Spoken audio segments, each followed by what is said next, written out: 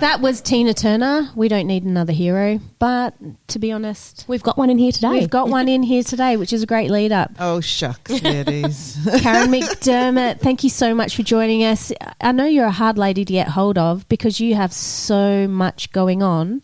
There's and we're talking big screen movies. Yeah, it's going to be fun. August, I'm off to LA for a red carpet premiere. They're talking big after parties and things. Red carpet, you're already thinking about what you're going to wear? I know. Yes, I do have. I always have a backlog of dresses, just in case. Just in case. I think I have one or two that I can go to. It's sad, but it comes to a point where you can't wear something twice because you've had so many pictures. Definitely not on a red carpet. But I think that if you love something and it makes you feel really good, then does it matter if you wear it twice? That's where I'm at. But I do have one that I've worn 3 times recently. I love it because I call it my Vegas dress. Yeah, beautiful, because it gives that vibe, that feeling that you need. Well, it's kind of comes with me even by accident. I was recently in London at the London Book Fair, and I was with the Duchess of York, who's one of my authors, and we were at an awards ceremony. Drop. Yeah, I know, right? I want your life. I apologise. No, please drop away. Friend. And we were at an awards ceremony, and I thought I had my floor length black sequin dress with me, and I pulled it out, and it was my Vegas dress. It was meant to be. That dress wants to be at everything. It's got a life of its own. It's like Andy's toys, but it's a dress. Kind of walks its way to your suitcase. I love it. Yes. Tell us about the movie. It's called Mum's Rising. Yes. Well, Jess, as you know, I'm a mum of 6. You're a fellow mum of lots of children too. And it was really impromptu. Though I'm all about Think and Grow Rich. I've studied the Think and Grow Rich principles. I also lived through my own my 7 life principles that I see are life, magic, mastery, to live on without fear and on purpose. So that's my kind of thing. So the producers of Think and Grow Rich, the movie, so the books have been out for many years, as Napoleon Hill, all of that kind of stuff if you follow it. And then they done a movie on it. But the producers of the movie, I happened to bought the movie, watched the movie and really loved it. And the producers of the movie were looking for mums because they believe that mums are rising. And I'm very passionate about this. There's so many mums with unpursued dreams because they want to sacrifice themselves for motherhood, and I don't believe that you need to. Yeah, you can still be ambitious and be a great mum. Yeah, and it's been one of the things I've actually found. We've known each other for very many years back when we were just bringing our kids to school. Yeah, and it's one of the things that you most sprouted to people is that you can be who you want to be and be a mum. And then we're giving our kids the skills. Our kids don't learn when we nag at them. Yes. They learn from our actions. So if they see me, working hard sometimes, but then also able to be there for drop-offs and take school holidays off and all of those things that are very much my values, my core values. To not compromise those, but still be ambitious and pursue my dreams and make big things happen, just because I believe in them and I'm not afraid to pursue them and I ask the right things at the right time. So you're in this movie. Yes. Was that filmed in Australia? Where was it filmed? It wasn't filmed in LA, was it? No, it was supposed to be filmed in LA, but last year, we were in Ireland for 5 weeks. And I was like, listen, if you want me, you're going to have to come to Ireland. I've hired a castle. We're hosting a retreat, and he says, "Oh, you know how to talk to a producer, Karen." So he came over to the castle, and we filmed on a Sunday just before the retreat, and 2 other ladies who were in the movie came and were filmed there as well. So it was fun.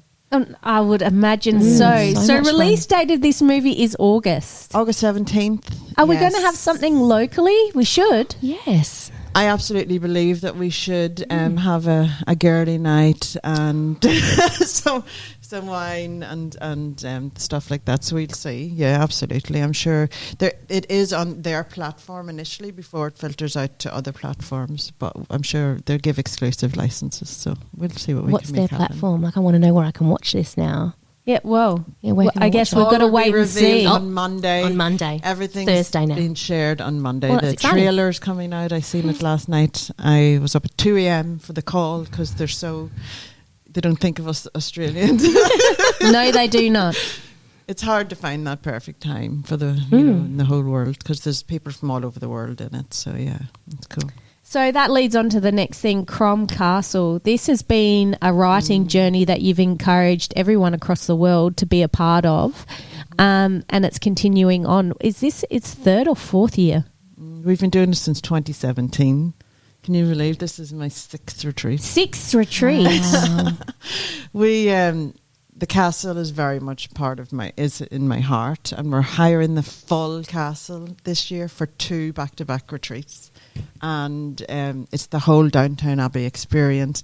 I'm not going to name drop, but I will come in and give you an exclusive whenever we have this person signed who's coming. I know you're going to happy dance. Oh, I am excited to see you dance, Jess. Yeah, so that should be in the next few weeks. We should have that confirmed. And yeah, there's 2 back-to-back retreats. We're doing like a non-fiction retreat and then a more relaxed fictional retreat. And our fiction one is sold out. Yes. And then the nice cruisy fiction retreat, there's still a few spaces left. Yep. So it is an experience. The stories in those walls. The castle is on its own. It's surrounded by National Trust, but the castle is the heir owns it. He lives there with his countess, and he comes up and he entertains everybody. We have a butler. We have a cook. We have everything. It's the whole experience. And so when a writer decides I'm going to do this retreat because I either have a story in me or I'm looking for inspiration, is that what you kind of aim to get out of this retreat? So much happens. So we bring authors who are already authors, and they speak we have an event on the 3rd day, and so they get to become international speakers. Like, even if they haven't published their book, we always encourage it because it gives you that platform to propel from. So we have had people come who are not authors and get so inspired and have such deep connections with other authors to join them on the journey, and then books are born. Like, there's so many books being published because of that, the retreats. Because of the relationships that they build when they're there. Yeah, it's amazing. It's just, you can't explain it, and unless you're there, it's just amazing. Wow, it's inspiring to watch you speak about it. It makes me want to come. Like, I can see how passionate you are and how much energy it brings to you. Yeah, it is. And then we have we just, because it flows so beautifully, I'm totally at ease and enjoying it myself. And then on the final night, we actually have a gala dinner, so everybody gets dressed up. The sequin dress comes out. Yes, the sequin like the Vegas dress. Is that what it's called?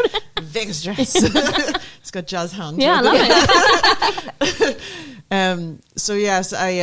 it. We do the gala dinner, and we also have a special guest. Last year, the Duchess came, and she joined us for the event. It was really cool. So we have Keith Mason, who is he's coming to join us this year, and a few other people, but he's one that I can name drop now because he's coming along because I'm helping him write his book, and he's actually was a professional rugby player for many, many years, and now he's a movie star. So. Oh. Mm-hmm. And so you're seeing that journey from people writing these books or getting this inspiration now to it being on film, which seems like a natural progression these days. Yeah, we're actually starting to do docu-films for our anthology books, so that's starting this year. It's more a 2024 project, Jess. We've been doing our own films. Yeah. Talking about your books, you do have another book coming out, and I love the title of it. It's Freedom of Forgiveness. It's been the hardest blooming book to write, Jess. I thought I was a very forgiving person. Turns out I'm not so forgiving. I am forgiving, but I don't forget. And I went on a huge journey writing this book. It's actually coming with a disclaimer. This is book 6. I like that. This is book 6 of 7 of my life principles, which are mindfulness, knowing, intention, love, gratitude, forgiveness, and belief. But forgiveness has been the hardest one to write. I think because I had to go on such a journey. And the chapter that I wrote, Beyond Forgiveness, is very profound and very deep and very... Do you surprise yourself? It's like Oprah stuff. Yeah, but do you surprise yourself with that when you write something? Do you go, oh my goodness, that's gold? Time. Yeah, wow. Yeah, because it kind of channels through you whenever you go into that zone. I'm in like a meditative state, and it comes through and you read it back, my first novel, The Visitor, that I wrote 12 years ago, I read it and go, did I write that? Yeah. Where did that come from? In 30 days. And I was never an author before that. But you still parented. Mm-hmm. Do you know, that's the thing. Like we've had a few artists in now, and one particular one I was speaking to because my daughter just locks herself in her room, and I feel like I should make her come out. I feel like I should make her, socialise and do and have a balance in her life. But he was like, no, let her stay. But you managed to still take that 30 days to write the book, but you fed your kids, you got them to school, you did all of those things. I told my husband he didn't have a wife. I would take care of our children. I had so you got rid of some dead wood. I said, I'm going to write a novel. I don't know if it's going to happen, but I'm going to give it a try. But you don't have a wife for 30 days. I will love our children and make sure they're fed, but that's it. That's reasonable. So I give myself that freedom. But whenever I'm writing, I do write a lot, but if I'm really intentionally writing, I get up at 5 a.m. Kids are still asleep, and I write for as long as I can. I love it. It's the best. And that's the time you feel you're most creative? Well, it's the time where you're most connected to a dreamlike state, so you don't overthink things. Okay. So that's the top tip. But it's also at the end of the night, so it's kind of like the twilight. You don't overrun. You should edit. But you can't go into that kind of, the way that people say write drunk and edit sober. You can't really go into that philosophy whenever you're getting up at 5 a.m. I don't know, we can test the theory. That right drunk. I'm going to. Maybe do that in the Maybe evening. not text people. Turn off all Wi-Fi. Right, yeah. And I do that when I get up at 5 a.m. and if I'm intentionally getting up to write. And I do this for whenever I need to make a habit of it. I do it for 21 days and it just comes into my subconscious mind, does it automatically. I love it. You are amazing that you find the time in your day to be able to care for 6 children and then also be able to service all your clients that you have, and you have now a wealth of people coming to you I have a dream to write a book, and you give them the platform and the skill set to be able to do these things and lift them up. I've trained 3 publishers this year, so to take the load off, because we're launching a brand new next Friday. Actually, Jess, I'll send you over a link maybe to share a new book selling platform. Okay. It's called KMD Bookstore.com, and we've got an affiliation link in there. So anyone who signs up as an affiliate, they get 10% event. If we're launching a book and you share it, and someone through your affiliate link buys a book, you already earn 10% of that back in commission. We've also got a karma bank in there, so $1 from every single sale goes into our karma bank. So it's me, because I always like to give back. Yes, you certainly do. And so, well, people always say to me, how do you do it, Karen? I'm like, sometimes I really don't. Yeah. And that's okay. I don't beat myself up about it. I do what I can with with what I have. And I'm pretty efficient and I do lots of stuff. But self-care, I can't pour into others the best version of me if I don't take care of myself first. I love that. That is very good advice. Now, you do give a lot to the community. You are one of the sponsors for the Rockingham Charity Gala, which I appreciate. I can't wait for that. They've got a dress for that already. Yeah. 22nd of July, tickets come out the end of this. Yeah, next week. So stay tuned for that. But I do want to go back to freedom of forgiveness. Tell me, it's not easy, as you said, to forgive because you don't forget. But you said that you felt like writing this book, it had an effect on you. Like you had to go through and channel maybe some things in your life. I had to do some work that I thought I already had done. Yeah. But like forgiveness for me, I'm always about, not letting the energy of the past hold you back from the best version of yourself in the future. So I'm always about forgive and move on, not for the person or for the thing or anything. That you got to just release yourself from the energy of it and move forward. You may not ever get a sorry, or it's but you can release yourself energetically from it. And I've done that many times. But you know my story, yes. and that's where I went really deep, and I was like, "Holy flipping goodness!" And I done big work, and that's where the beyond forgiveness came in. And do you know what's beyond forgiveness? Is peace. Yes, and nobody can impede that space once you get there, once you get beyond. And it's such a power, that beautiful. you have. because obviously it's easy to hold on to. So you could have wrote this book before. You could have wrote a chapter for me. I could have. I'm pretty good. I reckon I go all right. No, I agree. Yeah, and I think that you have. You need to understand that by allowing someone or their actions to govern your choices means that they've won. And I don't want anyone to win in my life. I want to be the winner. To have that power. Yeah. So whenever you maintain that power of forgiveness, it's a very vulnerable state. It means that you don't bed it down and just not deal with it. You have to deal with it. Yeah. You have to confront it and process and release it and then move on from it in that freedom. That's where the freedom is. Yeah, it's beautiful. When can we buy this book?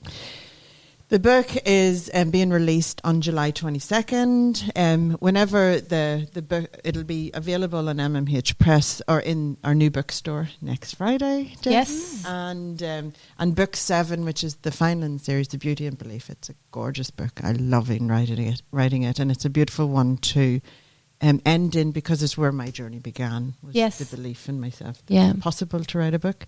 And in that book that I wrote. And the bravery. Yes, the courage and all of that. And I always bring guests into my books to share their, like knowing and motion or intentions and, all that kind of thing. And so we have guests in Freedom of Forgiveness who have been very brave and sharing their forgiveness stories. And then we have some really good ones in the Beauty and Belief as well. How important are partnerships in your business and in your life? Because I feel like that's something that you've always been able to do very, very well, is that when someone comes and tells you a story or something like that, you kind of partner with so much of the community. Tell me a little bit about that. I journey with people, and I'm a great believer in people will be on your journey, or you will be on somebody else's journey for maybe a season, maybe a lifetime, but you've got to honour that. So I've journeyed with lots of authors, and I'm a great believer in collaboration over competition. I don't do the competition at all. In fact, people say to me, why are you training publishers? Is that not your competition? I'm like, no, the more people helping stories out into the world, the better. Yeah. And if I'm part of training people to do that and to honour the journey and honour the stories, that's where because when stories connect with people, they ignite things within them, they heal a heart, they educate. A child sitting on your lap, that's a memory, that's a foundation for life.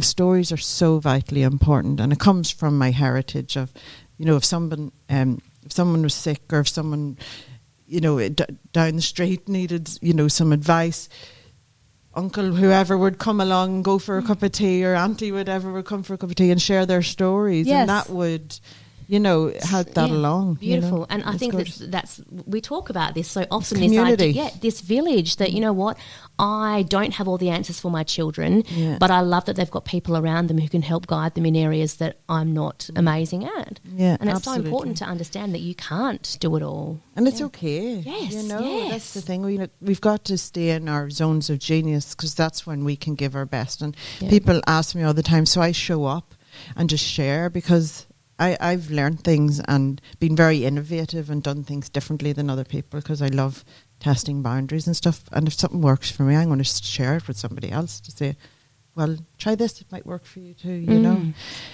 Like at the moment, I'm doing a 21-day challenge in my Everything Publishing Academy, which is free for everyone to join for the next 19 days now. Yes.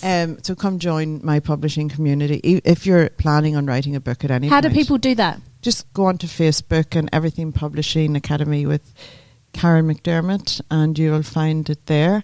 I also have a free group for Life Magic Mastery, and that's where all of my, my life philosophies. I show up as a life philosopher there, so it's fun. Philosopher, it suits you, Karen. It's my new branding. I'm author, publisher, life philosopher. Yeah, definitely. I've definitely got the feeling from that the first time I met you. Well, it comes from, I was doing a course, and I was really not very good at English at school, and I had an aspiration to write something, so I was thinking, articles or whatever, so I started doing a course with the Writers' Bureau in the UK before I moved to Australia, and I'd done a few assignments, and the one was like, my tutor was like, you write very philosophically, and I did not know what philosophical meant. I had to Google it, and Google was only out at the time. Yeah. It was well before Facebook or anything like that, so I did not know what the old search engine meant. Yeah, isn't that crazy? Yeah, because you imagine that people do philosophy at school. We don't tend to study that in Australia. Do you think it's something that could come back? When I think that life sciences should really be, the metaphysics and stuff, just to open up kids' minds to what's possible. Yes. Their potential.